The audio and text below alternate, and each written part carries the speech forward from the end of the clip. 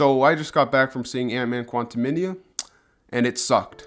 And the first most obvious reason for that is the writing. Ant-Man Quantumania is a bad movie because it's just written terribly.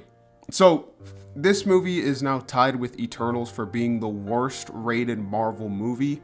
And first of all, that is not true. All right, this is probably not even top 3 worst Marvel movies. But I think it's interesting to think about what a movie critic's perspective might be on a movie like this. Because flat out, this movie probably does have the worst plot in the entire MCU. The movie establishes itself as weird to begin with, but that doesn't really drive anything forward.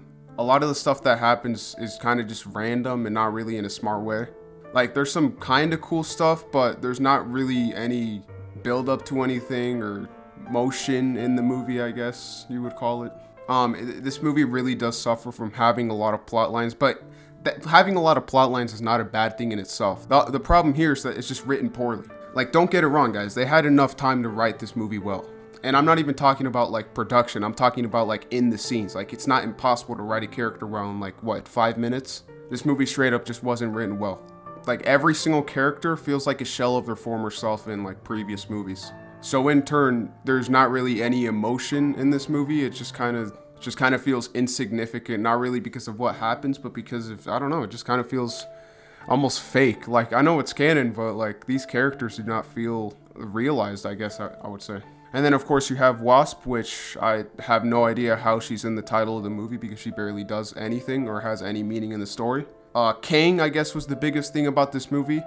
And while I will say I did kind of enjoy seeing, like, what Marvel's vision of Kang is in this universe, it doesn't really get me excited for the future. He kind of has, like, this Rick Citadel of other Kangs, and the Kang in this movie is the one that got banished, so I don't know. It doesn't really get me excited for MCU's future.